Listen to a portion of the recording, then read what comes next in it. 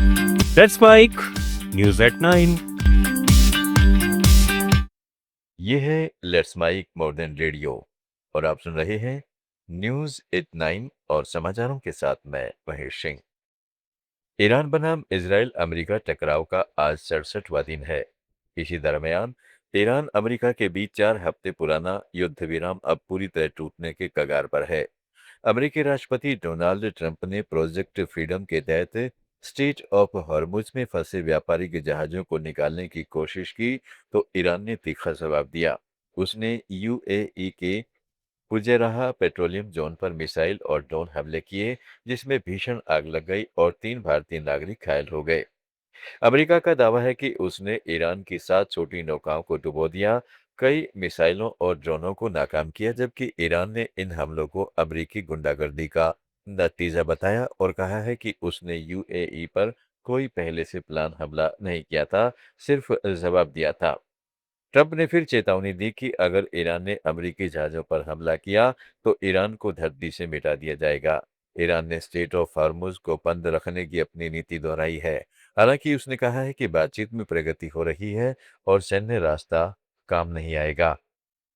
भारत समेत कई देशों ने हमले की निंदा की है और तुरंत शांति व कूटनीति का आह्वान किया है।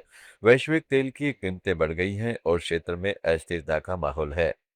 प्रधानमंत्री नरेंद्र मोदी ने संयुक्त अरब अमीरात में ईरानी हमलों की कड़ी निंदा की है। फुजेराह पेट्रोलियम इंडस्ट्री जोन पर ड्रोन और मिसाइलों से किया गया हमला, जिसमें 3 भारतीय नागरिक घायल हो गए। प्रधानमंत्री मोदी ने सोशल मीडिया पर लिखा है, भारत यूएई के साथ पूरी एकजुटता से खड़ा है। निर्दोष नागरिकों और बुनियादी ढांचे को निशाना बनाना बिल्कुल अस्वीकार्य है। भारत संवाद और कूटनीति के रास्ते से सभी मुद्दों के शांतिपूर्ण समाधान का पूरा समर्थन करता है। विदेश मंत्रालय ने भी इस हमले को अस्वीकार्य बताते हुए स्ट्रेट ऑफ हॉर्मुज में सुरक्षित और निर्बाध नौवहन सुनिश्चित करने की अपील की है। हॉर्मुज को बंद रखने के ईरान के कदम के कारण क्षेत्रीय तनाव बढ़ गया है। भारत यूएई की सुरक्षा और स्थिरता के लिए हर संभव सहयोग देने को तैयार है और क्षेत्र में शांति बहाल करने के हर प्रयास में यूएई के साथ मजबूती से खड़ा रहेगा। पश्चिम एशिया संघर्ष का नेपाल के पर्यटन क्षेत्र पर गहरा असर पड़ रहा है। एक नए सर्वे के अनुसार नेपाल के 1/3 से ज्यादा पर्यटन व्यवसायों को भारी नुकसान हुआ है। कई कंपनियों का राजस्व 4 साल की औसत कमाई से ज्यादा घाटा दिखा रहा है। यूरोप और अमेरिका से आने वाले पर्यटक कम हो गए हैं, उड़ानें प्रभावित हुई हैं और एविएशन शुल्क की कीमतें बढ़ गई हैं। नेपाल ईंधन आयात मुख्य रूप से भारत के रास्ते करता है, इसलिए स्ट्रेट ऑफ हॉर्मुज में तनाव का सीधा असर नेपाल की उड़ानों और पर्यटन लागत पर पड़ा है। मार्च में यूरोपीय पर्यटकों की संख्या 19% घटी, जबकि अमेरिका से आने वाले पर्यटक भी काफी कम हुए। नतीजतन होटल, ट्रैकिंग और गाइडिंग से जुड़े 10 लाख से ज्यादा लोगों की रोजी रोटी पर संकट आ गया है।